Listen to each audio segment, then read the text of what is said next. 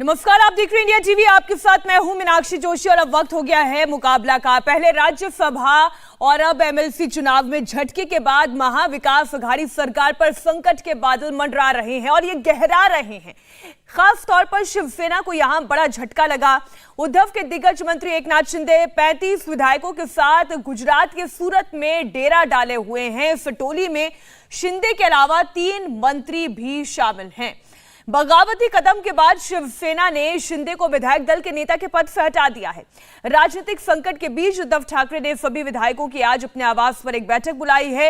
अब अगर महाराष्ट्र विधानसभा का गणित देखें जो हम आपके सामने रख रहे हैं, बीजेपी को फायदा ही फायदा दिखाई दे रहा है। महाराष्ट्र विधानसभा में सीटों की संख्या 288 है। यहां सरकार बनाने के लिए किसी भी दल को 145 विधायकों के समर्थन की आवश्यकता है। अब शिवसेना के नेता एकनाथ शिंदे समेत शिवसेना के 34 विधायक और एक निर्दलीय यानी कुल मिलाकर 35 विधायक यदि एक तरफ चले जाते हैं तो उद्धव ठाकरे की नींव हिल सकती है। जी हां, सरकार की नींव हिल सकती है और ये उद्धव ठाकरे के संपर्क में नहीं है जिन 35 के नंबर की हम बात कर रहे हैं और माना यह जा रहा है कि ये सभी विधायक बीजेपी के संपर्क में हैं। इस वक्त महाराष्ट्र विधानसभा के आंकड़ों की बात करें तो ठाकरे के साथ बहुमत से 11 कम महज 134 विधायक नजर आ रहे हैं, जबकि अगर फडणवीस की बात करें तो यहां पर बहुमत से 9 अधिक यानी 153 विधायक दिखाई देते हैं। अगर यह आंकड़ा हकीकत में तब्दील हो जाए तो कोई शक नहीं और कोई गुंजाइश नहीं बनती कि ठाकरे की सरकार गर्दिश में आ चुकी है। उद्धव सरकार के लिए एक नया संकट खड़ा हो चुका है। देखना यह होगा कि महाविकास अघाड़ी बागियों को मनाने के लिए क्या करेगी। क्या उद्धव की सरकार बचाने के लिए शरद पवार अपना पावर दिखाने में कामयाब हो पाएंगे? खबर सूरत से भी आ रही है जहां पर शिवसेना नेता नरवेकर पहुंचे हुए हैं। क्या एकनाथ शिंदे उनसे मुलाकात करेंगे? क्या उद्धव ठाकरे अपनी कुर्सी बचाने में कामयाब हो पाएंगे या फडणवीस दोबारा मुख्यमंत्री की कुर्सी पर बैठेंगे? बीजेपी भी फूक फूक कर कदम रख रही है, कोई बयान सामने नहीं आए, कोई प्रतिक्रिया सामने नहीं आए। इधर तमाम ऐसे सवाल हैं जिस पर आज हम अपने मेहमानों के साथ चर्चा करेंगे, लेकिन उससे पहले एक तस्वीर आपको आंकड़ों की जुबानी बता देते हैं। उद्धव ठाकरे की सरकार कैसे गिर सकती है? दरअसल ठाकरे सरकार की अगर हम बात करें तो शिवसेना के 55 विधायक हैं, इनमें से 34 जो हैं वो बागी हो गए हैं। अब यानी आंकड़ा कितना बचता है? 21 का। एनसीपी की बात करें तो उनके 54 विधायक उनके साथ इंटैक्ट है। कांग्रेस के 44 विधायक हैं तो सही, लेकिन कितने उनके साथ इंटैक्ट है अभी इस पर भी थोड़ा सा संशय इसलिए बना हुआ है क्योंकि एमएलसी के लिए जब वोटिंग हुई तो यहां पर भी क्रॉस वोटिंग की खबर आई। सपा की बात की जाए तो 2 विधायक, एआईएमआईएम के 2, सीपीएम के 1 और इसके अलावा एसडब्ल्यूपी का 1 और अन्य यानी निर्दलीय 9 विधायक, यानी कुल आंकड़ा 134 का। और बहुमत के लिए कितना चाहिए? 145, यानी कि बहुमत से 11 नंबर दूर फिलहाल सरकार दिखाई देती है। आपको यह भी बता दें कि फडणवीस की ताकत कितनी है, आंकड़ों की जुबानी ये भी आपके सामने रखते हैं। फडणवीस कैसे मुख्यमंत्री बन सकते हैं? देखिए, बीजेपी के पास अपने 106 विधायक हैं। होटल के अगर बागी 35 विधायकों को बीजेपी अपने साथ जोड़ने में कामयाब हो जाती है तो यहां पर बहुमत से 8 ज्यादा 145 का आंकड़ा बन जाता है। इसमें आरएसपी का 1, बीवीए का 3 और जेएसएस के 1, एमएनएफ का 1 आप जोड़ दें। रवि राणा निर्दलीय हैं, 5 निर्दलीय अगर आप इसमें जोड़ दें तो यह आंकड़ा देवेंद्र फडणवीस के लिए ताकतवर बहुमत से 8 ज्यादा साबित होता है। तो ऐसे देवेंद्र फडणवीस की सरकार बन सकती है। अब शिवसेना के 34 बागी विधायकों के नेता और महाराष्ट्र सरकार के मंत्री एकनाथ शिंदे का पहला रिएक्शन आया है। बागी विधायकों के साथ सूरत के होटल में मौजूद शिंदे ने कहा है कि हम बाला साहेब के शिव सैनिक हैं। बाला साहेब ने हमें हिंदुत्व सिखाया है। हम बाला साहेब के सिद्धांतों से समझौता नहीं करेंगे। यह असली हिंदुत्व नकली हिंदुत्व की बात हो रही है। आपको याद होना चाहिए कि बीजेपी के तमाम नेता बार बार शिवसेना पर, जैसे महाविकास अघाड़ी के साथ उन्होंने सरकार बनाई, कहा कि यह बहुमत के साथ धोखा किया गया, ये जनता के साथ धोखा किया गया, शिवसेना नकली हिंदुत्व की परिपाटी पर चल रही है। एकनाथ शिंदे ने कहा कि वो बाला साहेब ठाकरे वाले हिंदुत्व के सिद्धांतों पर चलते हैं। यह पहला रिएक्शन हमने आपके सामने रखा। आगे बढ़ते हैं और अब बात शरद पवार की भी। शरद पवार का पावर क्या काम आएगा? सवाल यह भी। शरद पवार मुंबई जा रहे हैं। आज रात 8 बजे शरद पवार और उद्धव ठाकरे की मीटिंग हो सकती है। पवार ने कहा कि पिछले 2.5 साल में ये तीसरी कोशिश है जब महाराष्ट्र की सरकार गिराने की कोशिश की जा रही है। आप सुनिए शरद पवार को। जो कुछ महाराष्ट्र में हुआ ये पिछले 2-2.5 साल में this is the third incident. इससे पहले 2 हुए थे। मुझे याद है कि जब उद्धव ठाकरे जी का सरकार बना इससे पहले कुछ हमारे एमएलए को उठाकर यहाँ हरियाणा में गुड़गांव में कुछ एरिया में रखे गए थे, मगर बाद में वहाँ से निकल कर वो वापस आ गए। सरकार बनाया। सरकार बनने के बाद पिछले 2.5 साल सरकार ठीक से चल रहा है। कल वहाँ इलेक्शन था और जहाँ तक एनसीपी है कि एनसीपी के 2 कैंडिडेट थे और दोनों कैंडिडेट को 2 वोटों का कोटा हम लोगों ने दिया था वो पूरी तरह से मिला। एनसीपी का एक भी वोट इधर से उधर नहीं गया। बिल्कुल डिसिप्लिनली हमारे एमएलए ने वोटिंग वहाँ किया और इससे वो जो कुछ कल का इंसिडेंट था इससे हम किसी में हम नाराज नहीं है। एक बात सच है कि हमारे फ्रंट का एक कैंडिडेट वो जीत नहीं सका, वहाँ कुछ वोटों की कमियाँ वहाँ आ गई, मगर ये अन्य पॉलिटिकल पार्टी का जो कोटा था और अन्य पॉलिटिकल पार्टी की जिम्मेदारी थी उनका कैंडिडेट जिताने के लिए उसमें कामयाबी नहीं आई। मगर हम वापस जाने के बाद ज़रूर हमारे साथियों के साथ बातचीत करेंगे ऐसे क्यों हुआ और हुआ तो कैसे करेक्ट एक्शन ले सकते हैं इस पर हम ध्यान देंगे। यहाँ की जो स्थिति है वो देखने के बाद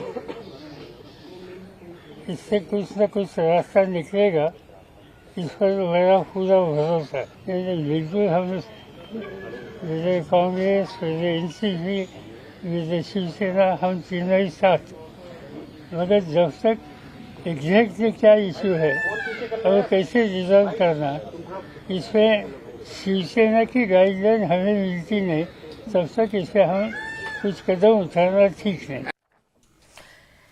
अब भारतीय राजनीति में शरद पवार की बात करें तो किंग मेकर के तौर पर जाने जाते हैं, लेकिन आप ये गजब की स्थिति देखिए, उनके नाक के नीचे सरकार का बहुमत ले जाने का प्रयास हो रहा है और उन्हें कानो कान खबर तक नहीं हुई। इसी बीच डैमेज कंट्रोल के लिए उद्धव ठाकरे ने अपनी पूरी ताकत लगा दी है।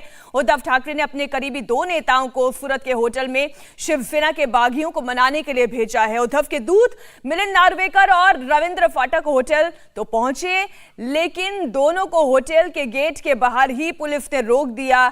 एकनाथ शिंदे अब उनसे मुलाकात करते हैं या नहीं करते हैं, बागी विधायकों से उनकी मुलाकात हो पाती या नहीं हो पाती है। इसी बीच एक और बड़ी खबर, उद्धव ठाकरे ने शाम 7 बजे शिवसेना के विधायकों की एक मीटिंग बुलाई है। यह बैठक सीएम के आवास पर होगी। ये दरअसल एक शक्ति प्रदर्शन के तौर पर आप देखें, मुख्यमंत्री आवास पर इस बैठक का मतलब ये है कि जितने विधायक यहां पर पहुंचेंगे, जितना संख्या बल यहां पर दिखाई देगा, उतनी ताकत आप उद्धव ठाकरे सरकार की गिन सकते हैं, शिवसेना की गिन सकते हैं। हमारे सभी सहयोगी लगातार इस खबर पर अपडेट दे रहे हैं। मैं एक बार सीधा रुख कर लेती हूँ राजेश का। राजेश हमारे साथ जुड़े हुए हैं। सीएम आवास पर शिवसेना ने बैठक बुलाई है, हम इसे बैठक कहें या शक्ति प्रदर्शन कहें, या उद्धव ठाकरे खुद टटोलना चाहते हैं कि अब कितने विधायक उनके साथ वाकई में बच गए हैं? देखिए, अपने कुनबे को बचाने की कोशिश इसे कह सकते हैं मीनाक्षी, क्योंकि सवेरे से हम देख रहे हैं कि विधायकों की यहाँ मीटिंग बुलाई जा रही है, लेकिन 17 से 18 विधायकों से ज्यादा यहां पर दिख नहीं रहे। हालांकि जो नेता अंदर से निकल रहे हैं, वो चाहे सांसद हो या विधान परिषद के सदस्य हो, वो कह रहे हैं कि 30 विधायक या 35 विधायक अंदर मौजूद थे, लेकिन हम यहां सवेरे से मौजूद हैं। 17 से 18 से ज्यादा विधायकों को हमने देखा। तो कुनबे को बचाने की कोशिश है, टटोलने की कोशिश है कि कितने लोग उनके साथ हैं, उद्धव ठाकरे के साथ हैं। आगे की लड़ाई अगर लड़नी है तो किनको साथ में लेकर लड़नी है, कौन वो विधायक हैं, कौन वो नेता हैं जो उनके साथ खड़े हैं। यही वजह है कि लगातार लगातार मीटिंग्स का दौर जो है वो वर्षा पर सवेरे से चल रहा है। ऐसी कई मीटिंग सवेरे से हुई है, विधायकों की, सांसदों की, विधान परिषद के सदस्यों की। शाम को फिर एक मीटिंग बुलाई गई और यह भी कहा जा रहा है कि कुछ एनसीपी के मंत्री भी आके उद्धव ठाकरे से, मुख्यमंत्री से मिल सकते हैं, सरकार को देखिए राजेश, अब सहयोगियों के साथ उनका तालमेल क्या है वो तो आगे की बात है, लेकिन पहले वो अपना घर तो बचाएं। और ऐसे में जितने बागी विधायक हैं उनमें से कितनी की बात हो पाई है?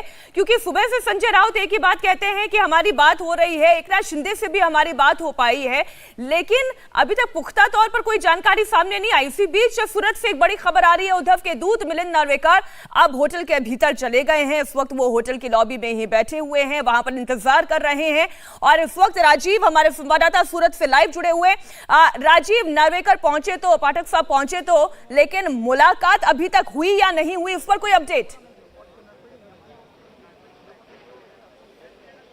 बिल्कुल, देखिए यहाँ पर मिलिंद नार्वेकर और राहुल रविंद्र फाटक दोनों एक ही गाड़ी में थे और उसके बाद 15 से 20 मिनट तक यहाँ पर होटल के गेट पर उन्हें रोका गया था।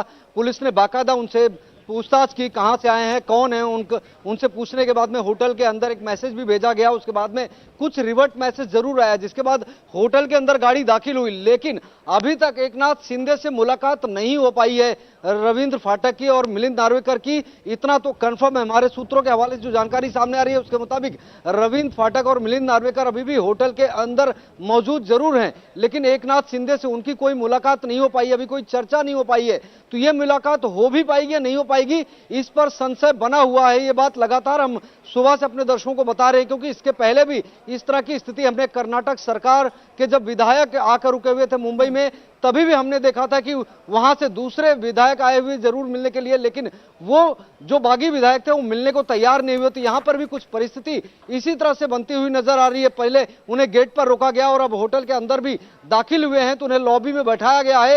एकनाथ शिंदे की तरफ से जब तक कोई अपडेट नहीं आता है, कोई रिस्पॉन्स नहीं आता, तब तक वो मिलने को तैयार नहीं होंगे, क्योंकि एकनाथ शिंदे की नाराजगी किसी एक वजह को लेकर नहीं है। ऐसे बहुत सारी वजह हैं जिसको लेकर एकनाथ शिंदे नाराज है, जिसमें सबसे बड़ी वजह यह है कि अभी तक का इतिहास रहा था कि ठाकरे परिवार का कोई शख्स कभी संवैधानिक पद पर नहीं बैठा। ऐसे में जब एमबीए बन रहा था तब एकनाथ शिंदे का नाम सबसे पहले मुख्यमंत्री ये देखिए, अब राजीव जो कुछ हो रहा है वो डैमेज कंट्रोल की कोशिश हो रही है। अब नार्वेकर क्या ऑफर देकर गए हैं, और केवल बात यहाँ एकनाथ शिंदे की नहीं है, उनके साथ बागी विधायकों की संख्या बहुत ज्यादा है।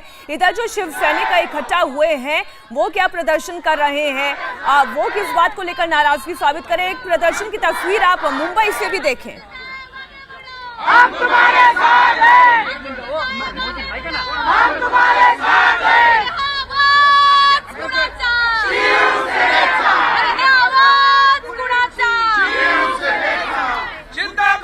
तो उद्धव ठाकरे के साथ ये अपनी ताकत एक प्रदर्शन करने का शिव सैनिकों का तरीका हो सकता है, लेकिन सड़क पर खड़े हुए केवल शिव सैनिकों के द्वारा ये सरकार नहीं बचेगी। सरकार बचाने के लिए विधायकों की आवश्यकता है। वो 35 विधायक जिनसे संपर्क उद्धव ठाकरे का नहीं हो पा रहा है। नार्वेकर पहुंच तो चुके हैं सूरत में, इस वक्त होटल की लॉबी में बैठे हैं, लेकिन मुलाकात हो पाएगी या नहीं हो पाएगी। संजय गुप्ता इस वक्त हमारे साथ स्टूडियो में ही मौजूद है, शिवसेना नेता हमारे साथ मौजूद है। लेकिन उससे पहले मैं संजय जी आपकी राय पर एक बार सुन लेते हैं, शिवसैनिक क्या कह रहे हैं। इकट्ठे हो गए,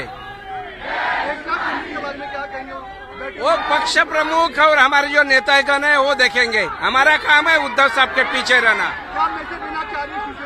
शिवसेना यही मैसेज देना चाहती कि सारी जनता उद्धव साहब के पीछे है।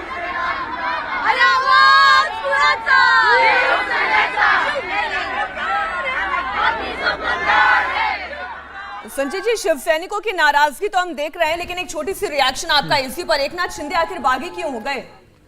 नहीं, आप जो कह रहे हैं कि बागी हो गए, अभी इस बात को नहीं कहा जा सकता। किसी बात पर किसी भी नेता की नाराजगी हो सकती है और नाराजगियां दूर हो जाती हैं। तो वो अपनी खुशी से सूरत में जाकर बैठ गए। देखिए, महाराष्ट्र सरकार का फैसला सूरत में या गुजरात में नहीं होगा, महाराष्ट्र सरकार का फैसला महाराष्ट्र में बैठ करके होगा।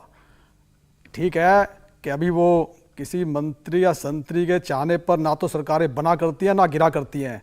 महाराष्ट्र में सरकार चलेगी तो उद्धव साहब के कहने पर चलेगी, और उनके सभी विधायक, हमारे सभी विधायक उद्धव साहब के साथ है और हमेशा रहेंगे। यहाँ पर कॉन्फिडेंस बहुत जबरदस्त है संजय जी, लेकिन वो तो विधायकों से जब बात होगी, विधायक जब मानेंगे, एकनाथ शिंदे जब लौटेंगे, वो तो तब सरकार चलेगी। फिलहाल तो परिस्थिति ऐसी दिखाई नहीं देती है। अभी क्या कोई फ्लोर टेस्ट है?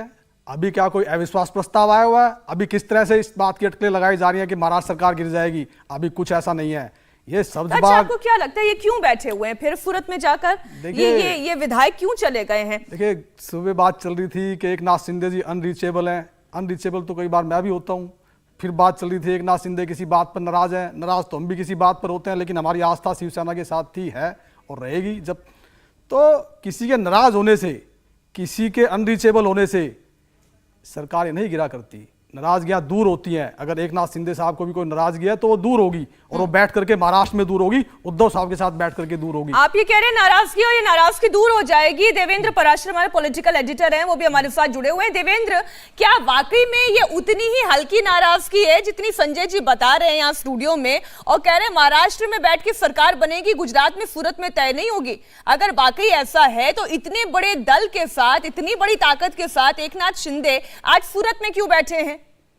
प्रवक्ता के तौर पे संजय जी जो कह रहे हैं, जाहिर तौर पे ये उनका एक तरह से कर्तव्य भी आप कह सकती हैं, और ये उनका अधिकार भी है। दूसरी चीज़ कि ये मामला कितना सीरियस है ये खुद शिवसेना नेताओं के बयान से समझा जा सकता है, या उन आंकड़ों से समझा जा सकता है जो कि सूरत में मौजूद है, या उस हैपनिंग से समझा जा सकता है जो कि मुंबई में हो रही है।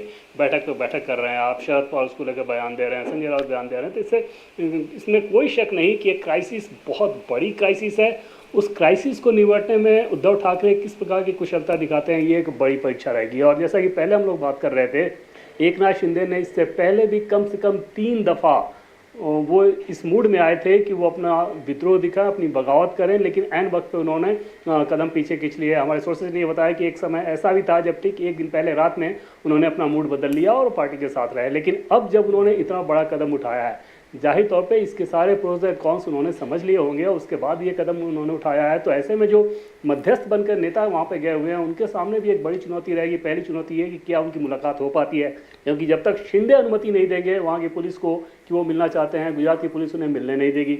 दूसरी चीज़ कि जब मुलाकात होती है तो ऐसा क्या प्रस्ताव देते हैं जो कि पहले नहीं रहा, उस पर एकनाथ शिंदे इतना आगे बढ़ने के बाद वो मान जाएं, इसमें लेके बहुत ज़्यादा संशय रहेगा। क्राइसिस बहुत बड़ी है। लेकिन देवेंद्र, एकनाथ शिंदे की ताकत की हम बात करें तो पार्टी में नंबर 2 वो ऑलरेडी हैं। ठाणे से वो 4 बार विधायक बन के आए हैं, बेटे उनके सांसद हैं, ताकत की तो कोई कमी है नहीं। तो फिर ये नाराजगी, ये खाई इतनी गहरी कैसे हो गई कि वो इतनी सरकार गिरने की नौबत आ गई?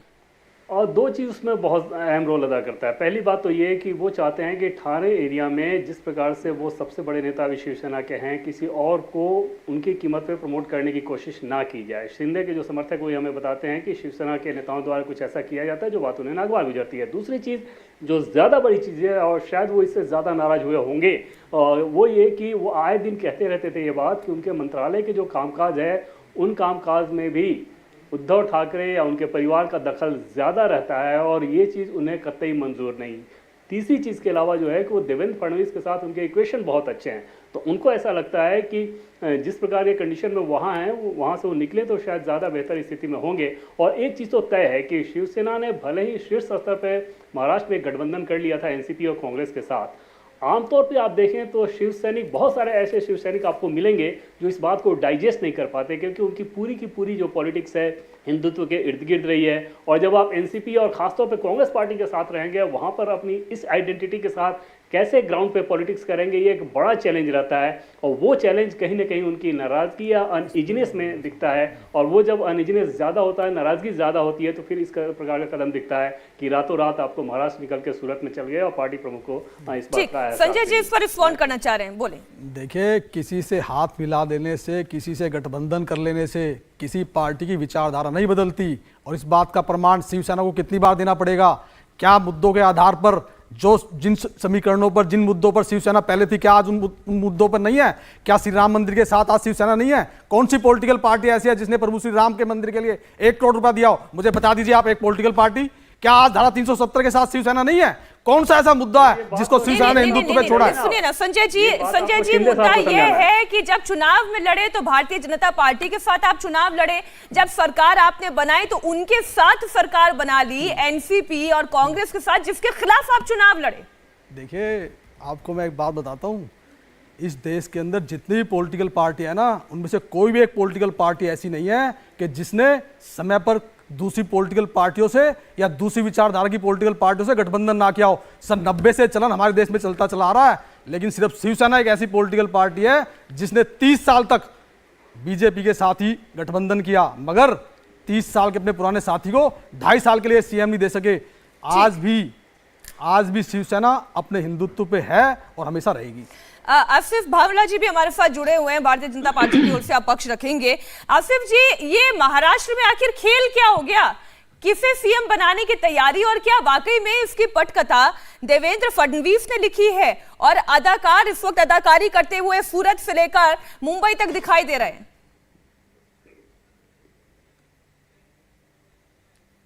मेरा आवाज सुनाई दे रहा है? जी बोले। हेलो, सुनाई दे रहा है आपको? जी बोले।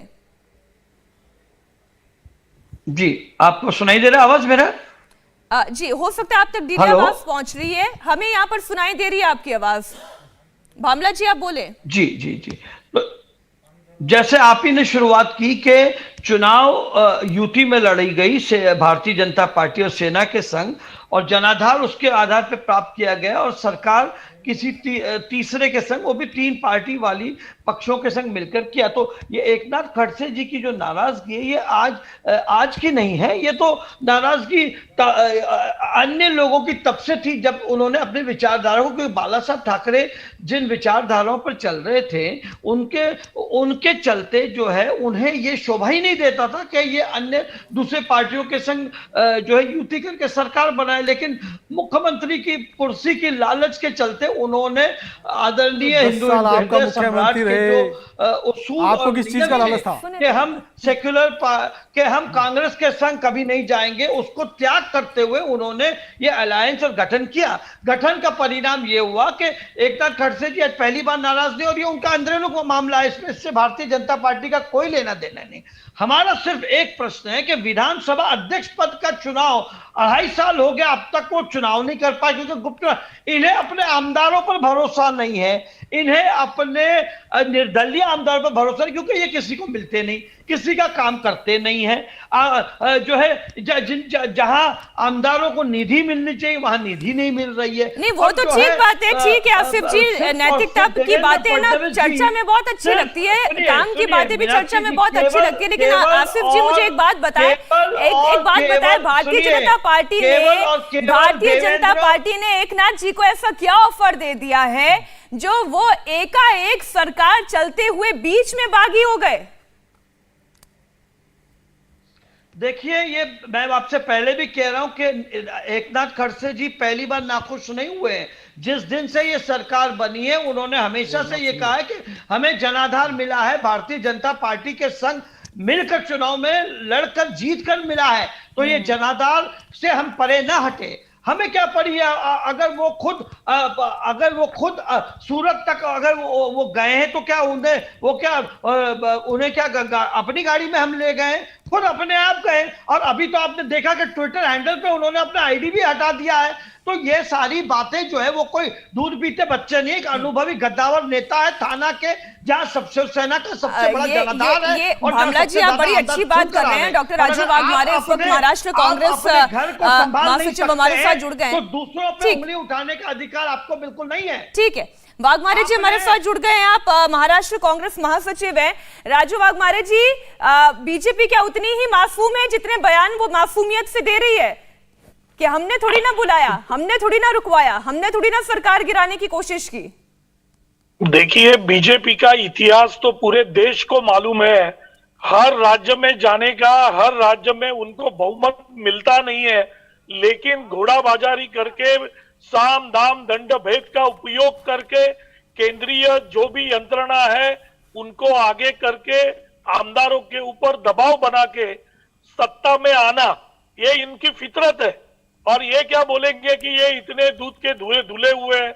इन्होंने तो हर राज्य में राज्य ऐसा ही लिया है, गोवा में लिया, मणिपुर में लिया, लेकिन वाघमारे जी नंबर्स में तो मैं देखती हूँ, सुनिए ना वाघमारे जी, सुनिए ना, नंबर्स में देखती हूँ तो सबसे बड़ी पॉलिटिकल पार्टी जो 106 सीटें जीतकर विधानसभा में पहुंची वो तो भारतीय जनता पार्टी थी, बननी तो उसकी सरकार थी। शिवसेना नाराज हो गई तो आपकी सरकार बन गई। देखिए, अगर आप गोवा की बात करते हैं, लास्ट टाइम तो गोवा में भी सबसे ज्यादा आमदार तो हमारे पास थे, कांग्रेस के पास। मणिपुर में भी सबसे ज्यादा आमदार कांग्रेस के पास थे, लेकिन वहां कम नंबर में रहने वाली भाजपा ने उधर सब साम दाम का भेदाभेद करके सरकार अख्तियारी। हमने तो साम दाम नहीं किया ना, हम तो कॉमन मिनिमम प्रोग्राम लेके सत्ता पे आए और महाराष्ट्र में हमने सरकार चलाई और चला रहे हैं। अभी ये जो बात हुई है ये शिवसेना की अंदरूनी बात है, लेकिन भाजपा की पूरी तरह से इसके पीछे ताकत है, क्योंकि भाजपा लोकतांत्रिक तरीकों से सत्ता पे नहीं आ सकती। तो इसीलिए इस तरीके की माफियागिरी करना, केंद्रीय यंत्रणा का दबाव डालना और सत्ता अपनी तरफ खींच के लेके आना, ये भाजपा की फितरत है। ठीक है, मैं इस पर भाजपा से रिएक्शन लूं, लेकिन सीमा मलिक एनसीपी की ओर से भी हमारे साथ जुड़ गई हैं। बहुत स्वागत सीमा जी आपका, आप थोड़ा सा देरी में जुड़ी हैं। देखिए, भारतीय राजनीति में तो शरद पवार कुशल राजनीतिज्ञ माने जाते रहे हैं, रणनीतिक हैं, किंग मेकर के तौर पर देखे जाते हैं। ऐसा कैसे हो गया कि इतना बड़ा तूफान सरकार के खिलाफ आ गया और शरद पवार भाप नहीं पाए? देखिए, ऐसा कुछ नहीं है कि हम भाप नहीं पाए या जो भी। वैसे भी देखिए, ये एक शिवसेना का एक इंटरनल मैटर है, तो हम लोग का इसमें कुछ ऐसा होता नहीं है। और पवार साहब के बारे में आपने खुद ही कहा है, इतने बड़े वो नेता हैं। और तो देखिए, जहां तक इसमें ये एक शिवसेना का एक इंटरनल मैटर है, जहां तक महाविकास आघाड़ी की बात है, we are all stable and हम लोग हर तरह से एक दूसरे का सपोर्ट कर रहे हैं, चाहे वो कांग्रेस हो, चाहे शिवसेना हो या नेशनल एनसीपी है। तो इसलिए आपने सुना ही होगा पिछली कड़ी की सर ने। तो देखिए, हमारी जहां तक महाविकास आघाड़ी है, उसको कोई इस तरह की चीजें पहले भी हो चुकी हैं। और एमएलसी में जैसे देखिए क्रॉस वोटिंग वगैरह कॉमन चीजें होती हैं, वो कोई इतना बड़ा इशू नहीं है। और पहले भी देखिए इस तरह की कोशिश बीजेपी करती रही है। और जिस तरह का उन्होंने मध्य प्रदेश, राजस्थान, मतलब आपको अभी पहले वाले प्रवक्ताओं ने मेरे ख्याल से बताया होगा, एक लॉन्ग लिस्ट है जिसको कि शायद याद करके हमें आना पड़ता है जब भी हम डिबेट पे आते हैं, कि जिस तरह की चीजें उन्होंने करी हैं। पर देखिए, जहां तक अब जो चीज भी होंगी वो तो एक रूलिंग के हिसाब से ही होती है। आपको पता ही है, एक एंटी डिफेक्शन लॉ है जिसके अकॉर्डिंग होता है कोई कुछ भी अगर इस टाइप का चीजें होती हैं। और बाकी जो इनके हॉर्स ट्रेडिंग और ये ऑपरेशन कमल और ये सब चीजें तो मतलब इतनी बार बोल बोल के भी शायद हम लोग थक चुके हैं। सीमा मलिक जी, अगर 35 विधायकों का आंकड़ा अगर एकनाथ शिंदे के पास चला जाता है तो एंटी डिफेक्शन लॉ भी शायद उनके ऊपर लागू नहीं होगा। इस पर देवेंद्र या हर्षवर्धन जी हमारे साथ और ज्यादा इस पर जानकारी दे पाएंगे। मैं लौटूंगी आपके पास। हर्षवर्धन जी, इस वक्त जो पूरा पॉलिटिकल ड्रामा महाराष्ट्र में देख रहे हैं, ये जो चमत्कार हो गया है, इस चमत्कार की पटकथा लिखी किसने है? क्या ये बीजेपी का माइंड गेम है या फिर ये एकनाथ शिंदे की नाराजगी है जिसने बीजेपी को माइंड गेम करने का एक मौका दिया है? मीनाक्षी, मैं ये कहूंगा कि जो एकनाथ शिंदे का ट्वीट है, वो ट्वीट दरअसल बताता है कि सच्चाई क्या है। भारतीय जनता पार्टी कोई अभी से नहीं, लगातार ये चाह रही थी कि सरकार वो वहां बनाए, और सभी राजनीतिक दल सिर्फ सत्ता के लिए ही काम करते हैं और कोई वजह नहीं होती है। उद्धव ठाकरे भी, और जब वो सरकार बना रहे थे तो एक लाइन थी जिसको हम सब लोग बार बार जरूर ध्यान में रखें। सोनिया गांधी ने जब उद्धव ठाकरे और आदित्य ठाकरे से मुलाकात की थी तो उन्होंने सेक्युलर क्रेडेंशियल्स को सबसे ऊपर रखने की बात की थी। यानी महाविकास आघाड़ी की जो बुनियाद थी वो सेक्युलर क्रेडेंशियल के ऊपर थी, जिसको बाला साहब ठाकरे कहा करते थे कि ये फर्जीवाड़ा है, ये मुस्लिम अपीजमेंट है, ये देश के साथ धोखा है। अब आप सोचिए कि वो उद्धव ठाकरे जब मुख्यमंत्री बनते हैं तो उसकी बुनियाद ही सेक्युलर क्रेडेंशियल्स पर होती है। और महाराष्ट्र की राजनीति में सेक्युलर क्रेडेंशियल की राजनीति करने के लिए कांग्रेस, एनसीपी और एआईएमआईएम भी वहां कूद चुके हैं। कोई गुंजाइश नहीं है। तो अगर आप देखें तो जो मुंबई से लेकर कोंकण की पूरी बेल्ट है, जिसको हम हिंदुत्व की राजनीति की सबसे महत्वपूर्ण जमीन कहते हैं, जिस जमीन पर जय शिवाजी कहकर शिवसैनिक कूद पड़ते हैं और किसी भी दुर्ग को ढहा देते हैं, उस जमीन पर, और जहां पर अब बीएमसी का चुनाव होना है, जहां कहा जाता है कि शिवसेना का कब्जा कुछ इस तरह से है कि वहां पर किसी भी पार्टी की सरकार रहे महाराष्ट्र में, लेकिन मुंबई किसका है, मुंबई का कौन है नायक, तो बाला साहब ठाकरे हुआ करते थे। आज उद्धव ठाकरे के रहते वहां पर शिवसेना पहुंच गई है, और वो जो अंदर से एक मुश्किल हो रही है शिवसैनिकों को, उसको एकनाथ शिंदे आगे बढ़ा रहे हैं, भाजपा उसका लाभ लेने की कोशिश कर रही है।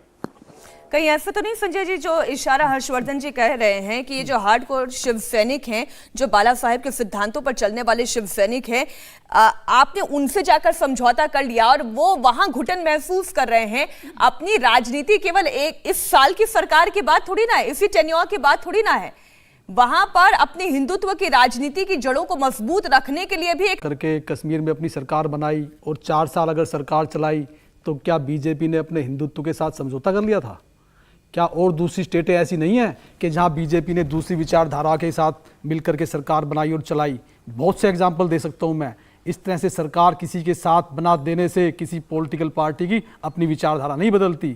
आज भी आप मुझे कोई मुद्दा बता दीजिए ऐसा कि जो हिंदुत्व का हो और जिसको शिवसेना ने छोड़ा हो, एक मुद्दा बताइए आप मुझे। चलिए हर्षी फिर रिस्पॉन्ड करना चाह रहे थे। नेता बता रहे हैं, देखिए नहीं मीनाक्षी, ये जो मित्र हैं जो शिवसेना की तरफ से बोल रहे हैं, उनके जो प्रवक्ता, वो भूल जाते हैं कि जम्मू कश्मीर में भारतीय जनता पार्टी का कोई अस्तित्व तो नहीं था। भारतीय जनता पार्टी अपनी ताकत से यहां तक पहुंच गई कि पीडीपी और नेशनल कॉन्फ्रेंस से वो बार्गेन करने की स्थिति में हुई। और मैं पूरी बात कर लेता हूं, गुप्ता जी बीच में नहीं बोला करते, अच्छी बात नहीं होती है, ये तो इतना तो समझ होगी ना। तो मैं ये कह रहा हूं कि जो राजनीति में क्या होता है, समझौता आप किसी के साथ करें, लेकिन आपका जो कैडर है उसको ये संदेश देने में कामयाब हो कि देखो हम तुम्हारा हक नहीं जाने देंगे। कश्मीर में आतंकवादियों को चुन चुन कर निपटाया भाजपा की सरकार ने, और जो समझौता टूटा उसकी बुनियाद यही थी कि एक आतंकवादी को पीडीपी समर्थन कर रही थी, और उसके बाद जब पीडीपी साथ में नहीं है, एनसी साथ में नहीं है, 370 खत्म हो गया, तो भाजपा ने वो संदेश दे दिया। और इसके अलावा जो सबसे महत्वपूर्ण बात है, जब हम शिवसेना की बात करते हैं तो आप हिंदुत्व के मुद्दे की बात कर रहे हैं। स्वातंत्र्य वीर विनायक दामोदर सावरकर, जिनके लिए संजय राउत ने मुखपत्र सामना में लिखा था, जिनके लिए बाला साहब ठाकरे कहते थे वो प्रातः स्मरणीय वंदनीय है, उन सावरकर के लिए कांग्रेस पार्टी क्या कह रही है? कह रही कि हम गोडसे नहीं जो माफी मांगेंगे, हम सावरकर नहीं है जो माफी मांगेंगे। और आप उनके साथ खड़े और आप कह रहे हैं कि नहीं सेकुलर क्रेडेंशियल और हिंदुत्व भी रहेगा। दोनों मुद्दों पर बस अब आपके दोनों मुद्दों पर जवाब दे रहा हूं मैं। जम्मू एंड कश्मीर के अंदर 4 साल सरकार चलाने के बाद इस बात पर बीजेपी ने अपना समर्थन वापस लिया था कि अब केंद्र में चुनाव आने वाले हैं, इसलिए कि उसमें केंद्र सरकार के 2019 के चुनाव के अंदर नुकसान होगा हमें, इसलिए समर्थन वापस लिया था। और वीर सावरकर पर जो स्टैंड हमारा पहले था वही आज है। लेकिन सीमा मलिक जी, ये तो बताइए ना। हर्षी, सावरकर पर जो आपका कल का स्टैंड था वही आज का स्टैंड है, लेकिन जरा आप अपने सहयोगी सीमा मलिक से और राजू वाघमारे से भी तो पूछिए। राजू वाघमारे जी बताइए।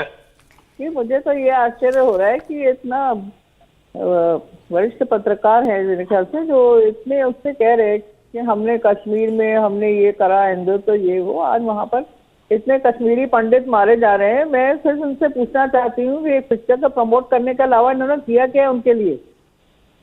चलिए, मुझे मेरा सवाल सिर्फ इनसे इतना है, क्या करा है इन्होंने? पीडीपी के साथ आप सरकार बनाई तो यू आर जस्टिफाइंग इट। चलिए, हम कश्मीर के विषय पर यदि चर्चा करने बैठे तो फिर विषय से हम भटक जाएंगे, और कश्मीर पर चर्चा करने के लिए बहुत कुछ है, कश्मीर पर चर्चा करने के लिए बहुत कुछ है, इसलिए हम कश्मीर पर नहीं जाएंगे। एक बार हम मेरे सारे सहयोगी जो इस वक्त अलग अलग क्षेत्रों में जुड़े हुए हैं, मैं जरा वहां रुक कर लूं। राजेश, भले ही इस वक्त शिवसेना बार बार ये कहे कि ये बीजेपी की साजिश है या आपसी तनातनी है, ये सब कुछ वक्त के साथ साथ सुधर जाएगा, लेकिन क्या इतना इजी डैमेज कंट्रोल होगा? राजीव भी हमारे साथ जुड़े हुए हैं। अच्छा, चलिए देवेंद्र, क्या इतना इजी डैमेज कंट्रोल है जितना इजी संजय गुप्ता बता रहे हैं?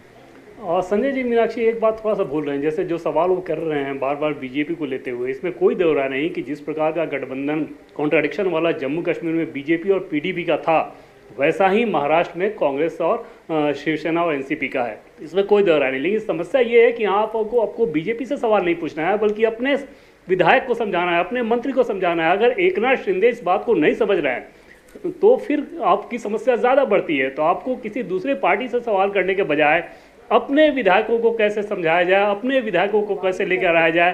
क्राइसिस सिर्फ इतनी है, अगर एकनाथ शिंदे और उनके साथ गए विधायक इस बात को समझकर उद्धव ठाकरे के नेतृत्व पे भरोसा करते हैं तो शिवसेना की समस्या ही नहीं है कोई। लेकिन अगर ऐसी स्थिति नहीं है, इसलिए इन सारी चीज़ों पे बातचीत की जा रही है। और पहले भी मैंने कहा था कि इस बार का संकट बहुत गंभीर संकट है। उद्धव ठाकरे को कुछ आउट ऑफ बॉक्स करना होगा इस संकट से ठीक से निकलने के लिए। ठीक है, बिल्कुल भामला साहब, लेकिन मुझे एक बात बताएं कि ऐसे प्रयास तो सरकार गिराने के और सरकार बनाने के पहले भी हो चुके हैं। शरद पवार को भी हमने सुना 2-2.5 साल में 2 बार तो सरकार गिराने का प्रयास तो हो ही चुका है, लेकिन हाथ कुछ नहीं आया। 80 घंटे की सरकार बनी। इस बार कितनी उम्मीद बीजेपी को? देखिए, ना बीजेपी को कोई घाई है, ना कोई चीज की उम्मीद है हमें। ये उनके अंदर का अंदरूनी मामला है। अगर एकनाथ शिंदे नाखुश है कि भाई वो एक अलग विचारधारा से उनकी पार्टी जुड़ रही है, आज भी उन्होंने क्या प्रस्ताव दिया कि भाई आप भारतीय जनता पार्टी के संग जुड़ जाइए, क्योंकि ये गठन और संगठन हिंदू हृदय सम्राट बाला साहब ठाकरे के जमाने से बना हुआ है, तो आप जुड़ जाइए, हम साथ काम करने के लिए तैयार है। तो ये इनका अंदरूनी मामला है। भारतीय जनता पार्टी सिर्फ और सिर्फ बारी की नजर रख सकती है। और मैं आपको यही कहूंगा कि 2.5 साल इन्होंने केवल और केवल देवेंद्र फडणवीस जी के नेतृत्व को बुरा बोला। अगर आप देखें तो पिछले 2 चुनाव में जो हुआ उसमें एक में भारतीय जनता पार्टी ने 123 मत लिया। उसके बाद भी राज्यसभा के चुनाव के बाद इन्हें कोई सबक नहीं मिली और सतर्क नहीं हुए कि अभी काउंसिल इलेक्शन में जो 5वीं सीट हमारी जीती और 133 मत लिया। और इसके लिए देवेंद्र जी के लिए कोई सिर्फ ये कोई कितना भी कहे, सिर्फ हम यही कह सकते हैं कि कोई काफी अकेला है तो कोई अकेला ही काफी है। देवेंद्र जी ने साबित कर दिया कि उनसे बड़े चाणक्य कोई नहीं है, उनसे बड़ा जो है आंकड़े समझने वाला नेता इस महाराष्ट्र के लिए दूसरा कोई नहीं है। बाकी जहां रही सत्ता और सरकार की बात, ये इनका आपसी समस्या है। नहीं, मैं क्यों भामला जी ये पूछ रही हूँ कि ये स्क्रिप्ट बीजेपी की है। नारायण राणे ने तो कहा था एकनाथ शिंदे का बीजेपी में स्वागत होगा। सुनिए ना, सुनिए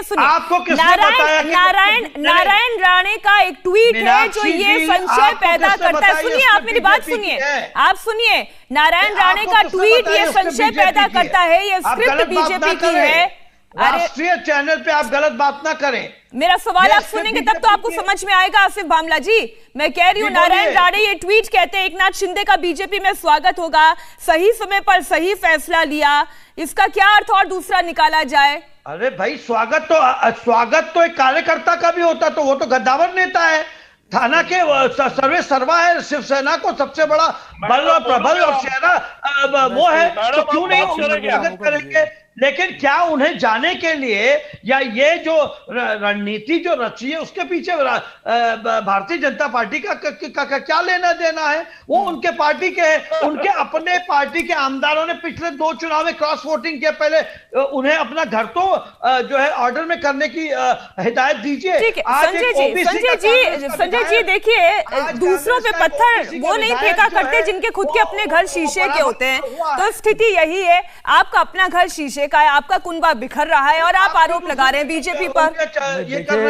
देखिए ऐसा है कि आसिफ भामला जी ने आपसदारी वाली जो बात कही, तो मैं उस पर एक बात इनको कहना चाहूँगा कि राजनीतिक मुद्दों पर भी और आपसी मुद्दों पर भी आज भी बीजेपी और शिवसेना अलग नहीं है।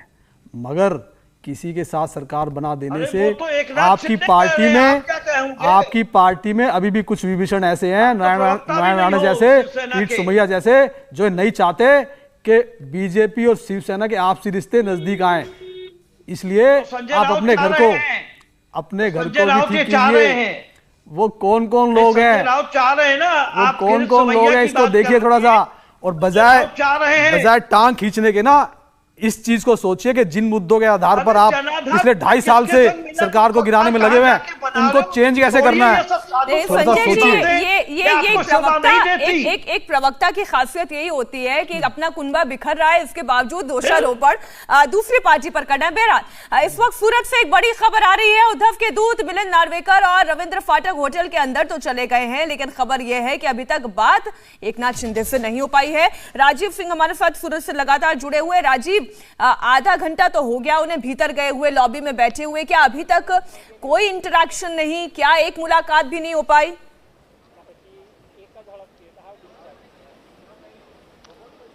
देखिए, आधिकारिक तौर पर ना तो अभी तक एकनाथ शिंदे की तरफ से कोई जानकारी आ रही है, ना तो अंदर जो विधायक अंदर है उनके तरफ से, क्योंकि उनकी दूसरी तरफ मिलिंद नार्वेकर की तरफ से भी कोई आधिकारिक तौर पर जानकारी नहीं दी गई है। लेकिन सूत्रों के हवाले से खबर जरूर है कि लगभग 10 मिनट के इंतजार के बाद होटल में दाखिल हुए, लगभग 40 मिनट के करीब हो गए हैं मिलिंद नार्वेकर को, लगभग 10 मिनट तक लॉबी में बैठे रहे मिलिंद नार्वेकर और उसके बाद में एकनाथ शिंदे से उनकी मुलाकात हुई है, जहां पर यह जानकारी है कि बीजेपी के साथ जाकर सरकार बनाने की बात शिंदे की तरफ से कही गई है, जिसमें हिंदुत्व के मुद्दे पर शिवसेना वापस आए और सरकार बीजेपी के साथ बनाए, तब एकनाथ शिंदे वापसी कर सकते हैं, इस तरह की बात कही जा रही है। लेकिन ये सारी बातें सिर्फ सूत्रों के हवाले से आ रही है। अभी तक एकनाथ शिंदे की तरफ से ना तो कोई आधिकारिक बयान आया है और ना ही उन्होंने कोई ट्वीट के जरिए जानकारी दी है, ना ही मिलिंद नार्वेकर अभी बाहर आए हैं। ऐसे में सूत्रों के हवाले से खबर जरूर आई है कि लगभग 30 मिनट से मुलाकात हो रही है, जिसमें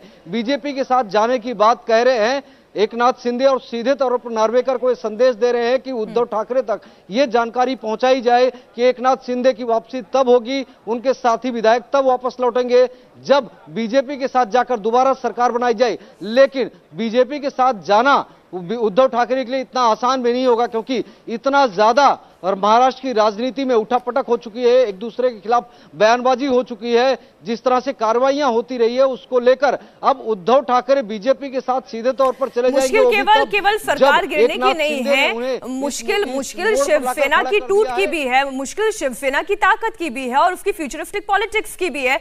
राजेश, इस वक्त शिवसेना की ताकत की अगर बात करें, मीटिंग बुलाई गई है, कितने विधायक पहुंच रहे हैं सीएम हाउस? देखिए 17 से 18 विधायक जो है वो पहुंच रहे हैं। 17 विधायक सवेरे भी मीटिंग में आए थे। उनमें बता दूं आपको कि 15 विधायक जो वो खुद से आए थे, बाकी के 3 विधायक यानी कि संजय राठौर, मंत्री दादा भूसे और संजय बांगर, इनको लाया गया था। ये मुंबई के अलग अलग होटल्स में थे, नॉट रीचेबल थे, लेकिन शिवसेना के नेताओं को भनक लगी कि अभी भी मुंबई में है, सूरत जाने की सोच रहे हैं, इन्हें वहां जाकर लाया गया था। तो 15 खुद से आए थे, 3 को जो है वो यहां पर लाया गया था। तो कुल मिला के 18 विधायक जो थे वो सवेरे से वर्षा में पहुंचे थे, जहां पर मीटिंग हुई, जहां पर बातचीत हुई। अब दूसरे दौर की मीटिंग होनी है विधायकों से, लेकिन मिलिंद नार्वेकर की एकनाथ शिंदे से क्या बात होती है, क्या वो कहते हैं और क्या एकनाथ शिंदे उनकी बात को मानते हैं, उस पर इस मीटिंग में चर्चा होनी है। तो उसका इंतजार किया जा रहा है। उद्धव ठाकरे भी इंतजार कर रहे हैं कि मिलिंद नार्वेकर उन तक क्या संदेश पहुंचाते हैं, एकनाथ शिंदे की क्या मांगे हैं, इन्होंने समझौता करने के लिए क्या बातें रखी हैं। ये सारी बातें जब सामने आएंगी, जब मिलिंद नार्वेकर ये जानकारी जब यहां उद्धव ठाकरे तक पहुंचाएंगे, उसके बाद जो विधायकों से दूसरे दौर की मीटिंग होगी उसमें वो बातें रखी जाएंगी। मीनाक्षी, अच्छा, मुझे एक बात बताएं हर्ष जी कि ये कौन सा मोबाइल होता है या ये कौन सी सर्विस होती है नेटवर्क की जो बात बात पे नॉट रीचेबल हो जाती है, और ये कौन सा रिचार्ज हो जाता है कि वो वापस से रीचेबल हो जाते हैं? नहीं, देखिए मीनाक्षी, अभी तो सबसे बड़ा संकट यही है कि कोई नेटवर्क जो है ना वो महाराष्ट्र की पकड़ में है नहीं। तो इसलिए जब महाराष्ट्र की पकड़ में नहीं है तो वो ऑन ऑफ जो होना है वो तो अभी गुजरात से ही हो रहा है। और जैसे कहते हैं ना कि आप एक मोबाइल ऑपरेटर होता है, दूसरे की सर्विस में गए तो कहते हैं थोड़ा नेटवर्क कमजोर पड़ ही जाता है। तो अभी तो फिलहाल शिवसेना का नेटवर्क बहुत कमजोर है वहाँ। दूसरी जो महत्वपूर्ण बात है, और मैं इसको बहुत गंभीरता से कह रहा हूँ, शिवसेना के लिए सरकार बचाने का प्रश्न नहीं है, पार्टी बचेगी या नहीं ये प्रश्न है।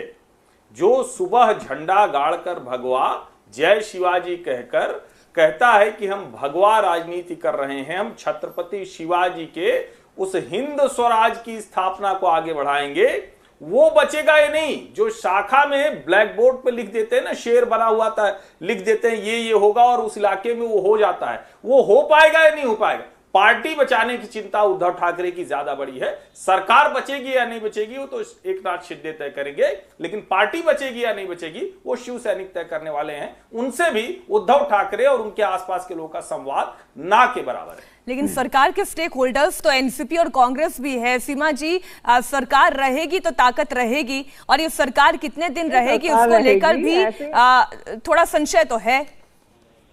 देखिए, सरकार रहेगी, ऐसी चीजें पहले भी इन्होंने करी हैं। मेरे ख्याल से तीसरी बार कुछ ऐसा हो रहा है, और पहले भी ये चीजें मैनेज हुई है और ये होंगी। कोई इसके लिए कोई ऐसी बात नहीं है। जहाँ पर इतने मैच्योर लोग हैं और जिनने इतनी कितनी अच्छी तरह से हमने 2.5 साल सरकार चलाई है, सबने देखा है। लेकिन और ये कहना कि देवेंद्र फडणवीस जी की हम बुराई नहीं करते, नाराजगी रही होगी तो गवर्नमेंट में आप लोग बड़े नेता हैं, आपस में चर्चाएं होती होंगी। अगर कोई नेता नाराज है तो ऐसा तो नहीं है कि एक दिन में कोई नेता नाराज हो गया होगा, उसकी नाराजगी की भी खबरें आती रहती होंगी।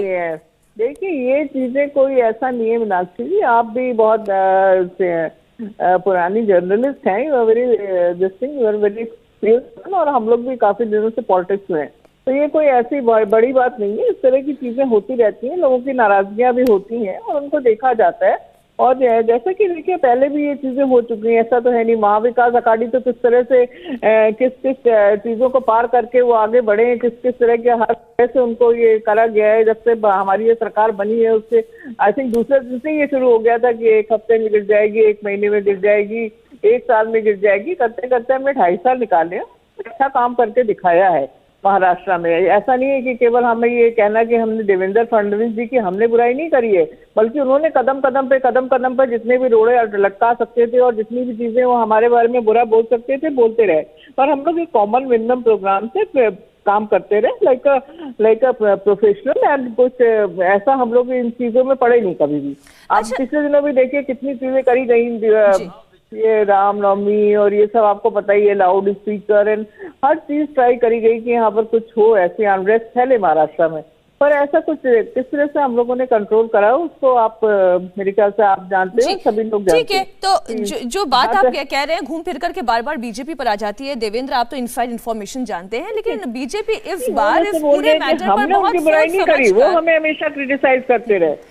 ठीक है सीमा जी, मैं ये कह रही हूँ देवेंद्र की बार बार सुई अटक जाती है बीजेपी पर, बीजेपी के पॉलिटिक्स के तरीके पर।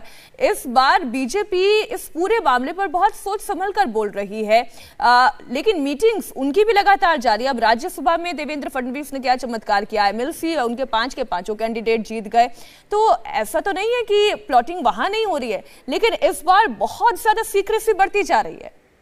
बिल्कुल मीनाक्षी, और बीजेपी के एक प्रवक्ता जो आपसे सवाल कर रहे थे कि आपको कैसे पता कि ये सब कुछ बीजेपी कर रही है, जो पता है वो बीजेपी सोर्सेज के मार्फत ही पता है। और अगर बीजेपी राज्यसभा चुनाव हो या फिर विधान परिषद का इलेक्शन हो, उसमें बीजेपी की कोई भूमिका नहीं थी, तो फिर वही प्रवक्ता देवेंद्र फडणवीस को चाणक्य किस आधार पर बोल रहे हैं? आखिर क्या किया उन्होंने? जाहिर तौर पे इस खेल में उनकी भूमिका रही होगी जिसके चलते चाणक्य कह रहे हैं।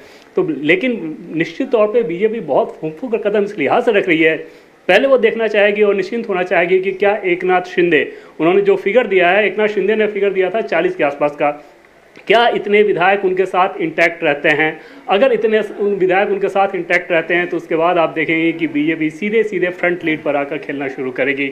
और ये बीजेपी पहले भी आपने देखा होगा कि महाराष्ट्र जैसे बड़े स्टेट में जो कि पॉलिटिकली इतना इंपॉर्टेंट है, बीजेपी एफोर्ड नहीं कर सकती कि हमेशा वहाँ सत्ता से बाहर आना, खासतौर पर तब जब सबसे बड़े दल के तौर पर जनता ने उसे चुना।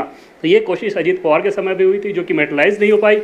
एकनाथ शिंदे ने 3 बार ऐसी कोशिश की थी, लेकिन आपको रोक रही हूं, सवाल ये भी है कि इस वक्त बीजेपी के पास एकनाथ शिंदे को भी ऑफर करने के लिए क्या है, और वहीं दूसरी तरफ जो बड़ी खबर आ रही है, उद्धव के दूत मिलिंद नार्वेकर और रविंद्र फाटक की एकनाथ शिंदे से अब से थोड़ी देर पहले मुलाकात हुई है। बड़ी खबर, दोनों ने उद्धव का मैसेज एकनाथ शिंदे तक पहुंचा दिया है। जो अभी तक ये जानकारी आ रही थी कि ऑफिशियली कोई मुलाकात अभी तक नहीं हुई है, कोई मैसेजिंग नहीं हुई है, अभी अभी बड़ी खबर आ रही है। राजीव इस पर और अपडेट देंगे। राजीव, इंडिया टीवी हर वक्त हर जगह डाउनलोड करने के लिए सर्च करें India TV news Google play store या ऐप स्टोर पर।